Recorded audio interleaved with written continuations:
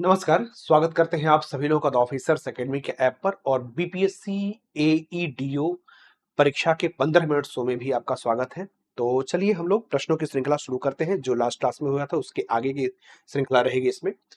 तो आगे हम लोग बढ़ते हैं। विश्व का दूसरा सबसे बड़ा द्वीप, विश्व का विश्व का दूसरा सबसे बड़ा द्वीप है बोर्नियो, मेडागास्कर, न्यू गिनी और ग्रीनलैंड। तो विश्व का दूसरा सबसे बड़ा द्वीप कौन सा है? बोर्नियो, मेडागास्कर, न्यू गिनी और ग्रीनलैंड। कौन सा दूसरा सबसे बड़ा द्वीप है? इसका उत्तर आप देने का प्रयास करिए। मैं तब तक आपको ये बता दूं कि ये है कहां पर। बोर्नियो जो है ये प्रशांत महासागर में है, ये प्रशांत महासागर से संबंधित है। मेडागास्कर जो है ये हिंद महासागर का द्वीप है, ये हिंद महासागर में है। न्यूगिनी भी प्रशांत महासागर में ही है, न्यूगिनी जो है ये भी प्रशांत महासागर में है। और ग्रीनलैंड जो है ये अटलांटिक व आर्कटिक महासागर, अटलांटिक और आर्कटिक महासागर में स्थित है। आंसर है हमारा यहाँ पर न्यूगिनी। न्यूगिनी जो है ये हमारा आंसर है। मैप के साथ भी थोड़ा समझ लीजिए। देखिए सबसे बड़ा जो द्वीप है वो है हमारा यहाँ पर दिखाई दे रहा है ग्रीनलैंड। इस तरह से ग्रीनलैंड जो विश्व का सबसे बड़ा द्वीप है। विश्व का दूसरा सबसे बड़ा जो द्वीप है, जो दूसरा सबसे बड़ा, वो है न्यू गिनी। यहाँ पर है न्यू गिनी। आप ऑस्ट्रेलिया के उत्तर में इसे देखेंगे, ऑस्ट्रेलिया के उत्तर में है ये न्यू गिनी। ये सेकंड लार्जेस्ट आइलैंड है। थर्ड जो है वो है बोर्नियो आइलैंड। यहाँ पर बोर्नियो है, तो बोर्नियो जो है ये तीसरा सबसे बड़ा द्वीप है। बोर्नियो तीसरा सबसे बड़ा द्वीप माना जाता है, तीसरा सबसे बड़ा द्वीप। और चौथा जो है अफ्रीका का मेडागास्कर है। अफ्रीका का मेडागास्कर जो है ये चौथा सबसे बड़ा द्वीप है, ध्यान रखिएगा। बोर्नियो, बोर्नियो ऐसा द्वीप है जिस पर 3 देश है, ध्यान रखिएगा। बोर्नियो, इस पर इंडोनेशिया का भी कुछ भाग है जिसको कालीमंतन कहा जाता है। इसके अतिरिक्त यहाँ पर मलेशिया का भी कुछ भाग है जिसको सारावाक कहा जाता है, सारावाक। और यहीं पर एक ब्रुनेई नाम का देश है जिसका नाम ब्रुनेई है, ब्रुनेई देश। तो 3 देश है, ब्रुनेई, मलेशिया और इंडोनेशिया, तीनों के भाग इसके ऊपर आ जाते हैं। आगे है कि निम्नलिखित में से कौन भारत के प्राकृतिक बंदरगाह है? कौन भारत के प्राकृतिक बंदरगाह कौन से हैं? चेन्नई, कोच्चि, तूतीकोरिन, विशाखापत्तनम। सही उत्तर का चुनाव करना है। चेन्नई, कोच्चि, तूतीकोरिन, विशाखापत्तनम कौन भारत के प्राकृतिक बंदरगाह है? नेचुरल पोर्ट है भारत के। तो भारत के प्राकृतिक बंदरगाहों की जब बात आती है यहाँ पर, तो ध्यान रखिएगा चेन्नई जो है ये एक कृत्रिम बंदरगाह है, एक कृत्रिम पोर्ट है चेन्नई, ठीक है। इसके अतिरिक्त जो तूतीकोरिन है ये भी कृत्रिम कैटेगरी में ही आएगा। कोच्चि और विशाखापत्तनम, कोच्चि और विशाखापत्तनम जो दोनों के दोनों, कोच्चि और विशाखापत्तनम, ये प्राकृतिक बंदरगाह है। ये दोनों के दोनों प्राकृतिक बंदरगाह है। कोच्चि और विशाखापत्तनम दोनों यहाँ पर नेचुरल पोर्ट है, दोनों प्राकृतिक बंदरगाह है। विशाखापत्तनम को भू आवेष्टित बंदरगाह कहा जाता है। भू आवेष्टित मतलब भूमि से घिरा हुआ, भू आवेष्टित पोर्ट कहा जाता है। डॉल्फिन नोज नाम की पहाड़ी यहाँ पर इस जगह पर है, तो इसी से घिरा हुआ है, इसे भू अवस्थित बंदरगाह कहते हैं। और साथ के साथ विशाखापत्तनम को सबसे गहरा भी माना जाता है, सबसे गहरा बंदरगाह है। तो ये एक प्राकृतिक बंदरगाह है। बाकी चेन्नई जो है ये कृत्रिम है, और चेन्नई सबसे पुराना पोर्ट है। ये भी एक विशेष बात है कि सबसे पुराना पोर्ट है, सबसे पुराना बंदरगाह है चेन्नई पोर्ट, सबसे पुराना पोर्ट है। बीपीएससी एईडीओ की परीक्षा जो होने वाली है सहायक शिक्षा विकास पदाधिकारी के लिए, उसका टारगेट बैच हमारे संस्थान में शुरू हो रहा है, जो कि 3 सितंबर से शुरू हो रहा है। जो बैच है वो 3 सितंबर से शुरू हो रहा है। 999 इसके लिए फीस रखी गई है, और बाकी ये सारी सुविधाएं इस फीस मतलब इस बैच के अंतर्गत आपको मिलेगी। 15 टेस्ट सीरीज भी उपलब्ध है इसमें। आगे है निम्नलिखित स्थानों में तांबा कहाँ पाया जाता है? निम्नलिखित स्थानों में तांबा कहाँ पाया जाता है? तांबा कहाँ पाया जाता है? मलांज खंड, दल्ली राजहरा, बैलाडेला, इनमें से सभी। तो ध्यान रखिएगा मलांज खंड जो है ये एमपी में है, मध्य प्रदेश में, और ये तांबे के लिए जाना जाता है। यहाँ पर दल्ली राजहरा और बैलाडेला जो है ये छत्तीसगढ़ में है, ये दोनों छत्तीसगढ़ में है।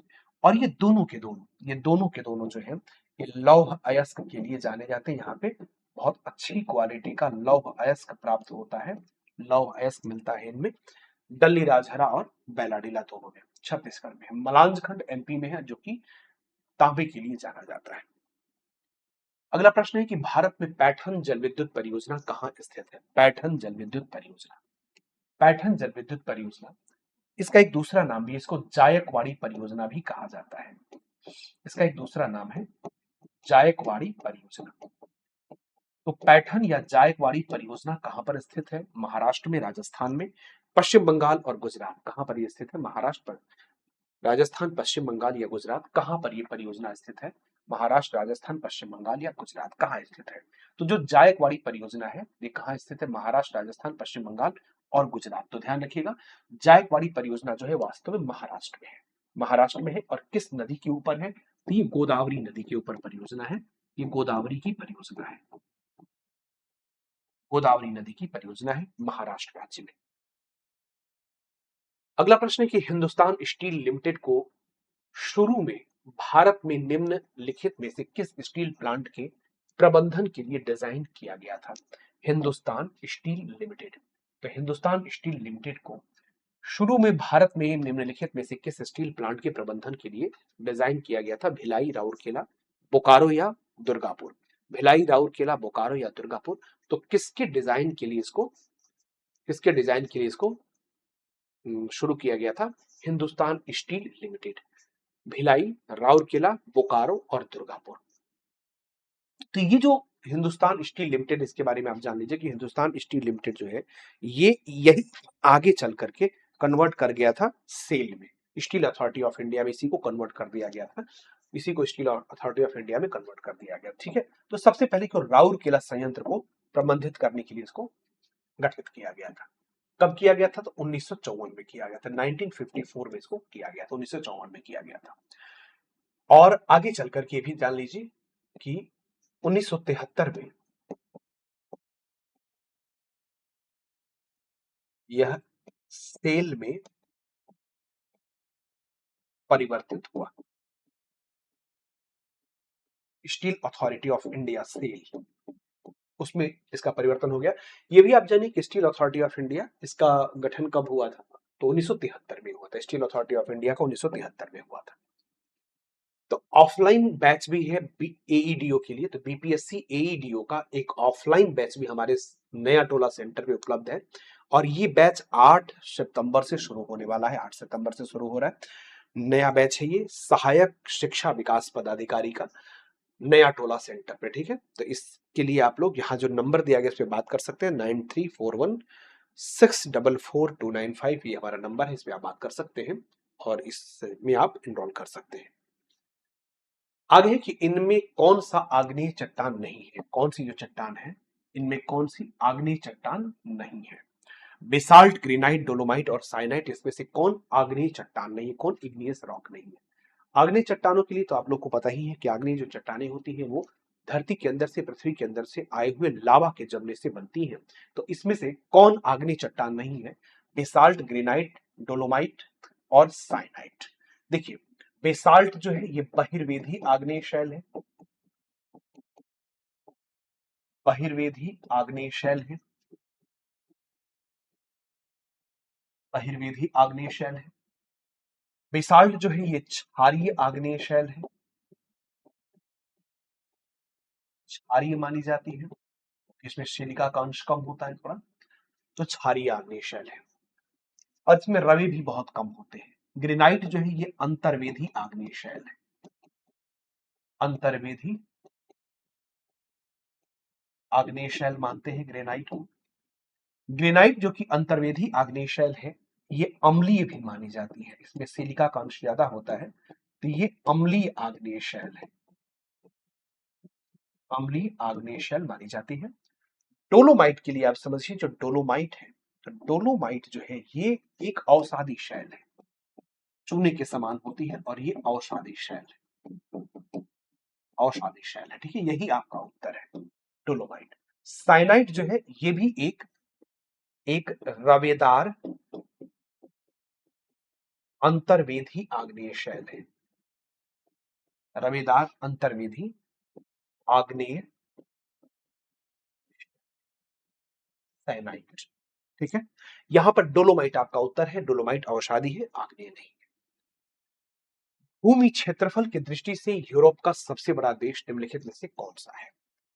यूरोप का सबसे बड़ा देश, यूरोप में सबसे बड़ा देश कौन सा है? यूरोप का सबसे बड़ा देश कौन सा है? इटली, यूनाइटेड किंगडम, रूस और यूक्रेन। तो यूरोप का सबसे बड़ा देश कौन सा है? इटली, यूनाइटेड किंगडम, रूस और यूक्रेन। यूरोप का सबसे बड़ा देश कौन सा है? ऑब्वियस सी बात है, रूस। Russia is the largest country of Europe. Russia जो है ये यूरोप का सबसे बड़ा देश है, रशिया सबसे बड़ा देश है यूरोप का। और यहां पर रूस में ध्यान रखिए एक चीज और, कि रूस में है यूराल पर्वत, रूस में है यूराल पर्वत। ठीक है, रूस में जो यूराल पर्वत है यह एशिया और यूरोप की सीमा बनाता है। रूस में जो यूराल पर्वत है वो एशिया व यूरोप की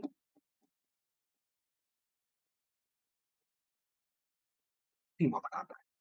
रूस में जो यूराल पर्वत है वो एशिया और यूरोप की सीमा बनाता है, इस बात को ध्यान रखिएगा। रूस का यूराल पर्वत एशिया और यूरोप की ये सीमा बनाता है। मैं आपसे एक क्वेश्चन पूछना चाहता हूं कि यूराल पर्वत की सबसे ऊंची चोटी का नाम अगर कोई बता पाए तो टाइप करके बताइए। आप लोग कमेंट सेक्शन में जरूर उत्तर दीजिएगा कि यूराल की सबसे ऊंची चोटी का नाम क्या है। उत्तर दीजिएगा, मैं देखना चाहूंगा कौन सही उत्तर देता है। ठीक है, यूराल पर्वत की सबसे ऊंची चोटी।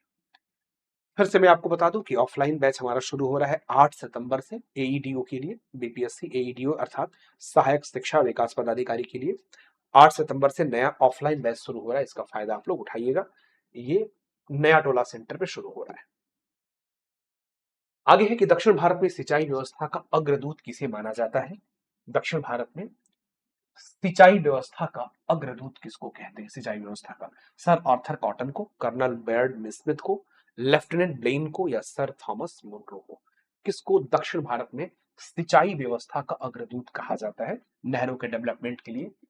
ये सर आर्थर कॉटन को कहा जाता है। सर आर्थर कॉटन जो है इनको दक्षिण भारत में सिंचाई व्यवस्था का अग्रदूत माना जाता है। ठीक है, इसके बाद अल्बामा हिल स्थित है। अल्बामा हिल, अल्बामा वैसे तो राज्य अमेरिका में है ये, लेकिन अल्बामा हिल हमारे भारत में भी है एक। और ये अल्बामा हिल भारत में छत्तीसगढ़ में है। कहां पर है? छत्तीसगढ़ में है, छत्तीसगढ़ में है। तो अब बताना है कि बीजापुर अपलैंड के पश्चिम में है या बीजापुर अपलैंड के पूर्व में है, बीजापुर अपलैंड के दक्षिण में है, बीजापुर अपलैंड के उत्तर में है। चलिए थोड़ा सा बड़ा स्पेसिफिक टाइप का क्वेश्चन हो गया ये कि एकदम बीजापुर में है और कहां पर है, उत्तर दक्षिण पूर्व पश्चिम।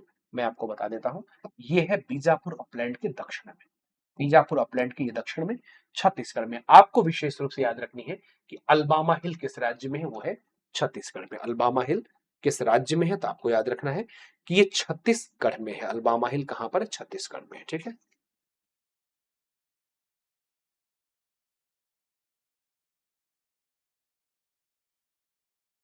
अल्बामा हिल कहां है? छत्तीसगढ़ में। आगे है कि मणिपुर में कुछ लोग लटकती हुई गाद से बंधे अवतीर्ण अर्थात वीड्स और सड़ती वनस्पति के तैरते हुए द्वीपों पर बने हुए मकानों में रहते हैं। इन द्वीपों को कहते हैं, ये जो द्वीप होते हैं इनको कहते हैं, देखिए तैरता हुआ नेशनल पार्क आपने सुना होगा जिसका नाम है केबुल लामझाओ। केबुल लामझाओ नेशनल पार्क मणिपुर में है, उसी के अंदर एक द्वीप है। केबुल लामझाओ नेशनल पार्क के अंतर्गत द्वीप होते हैं। तो यहां पर समझिए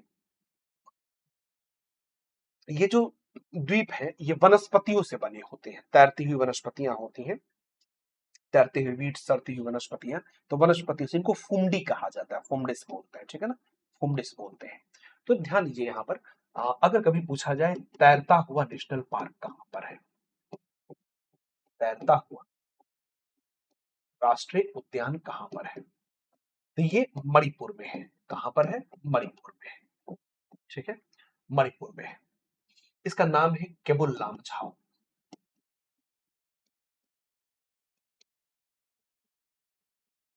केबुल लामझाओ तैरता हुआ राष्ट्रीय उद्यान किस झील में है, तो ये लोकटक लेक में है।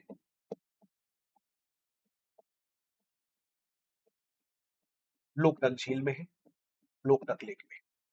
केबुल लामझाओ नेशनल पार्क कहां पर है, तो लोकटक लेक में है। यहीं पर फुमडी या फुमडिस नाम की वीड्स या घासें पाई जाती हैं। ठीक है, और इसी में मस्क डियर पाए जाते हैं या कस्तूरी मृग पाए जाते हैं। इसी में कस्तूरी मृग भी पाए जाते हैं, कस्तूरी मृग। ठीक है, तो ये हमारा आज का ये सेशन था जो कि 15 मिनट शो के अंतर्गत था। फिर हम आपसे मिलेंगे अगले 15 मिनट शो में। तो इसी तरह महत्वपूर्ण प्रश्नों की श्रृंखला चलेगी, आप लोग उत्तर देते रहिएगा। एक प्रश्न मैंने आपसे पूछा है कि यूराल पर्वत की सबसे ऊंची चोटी कौन सी है? इसका उत्तर आपको कमेंट बॉक्स में देना है। ठीक है, थैंक यू सो मच।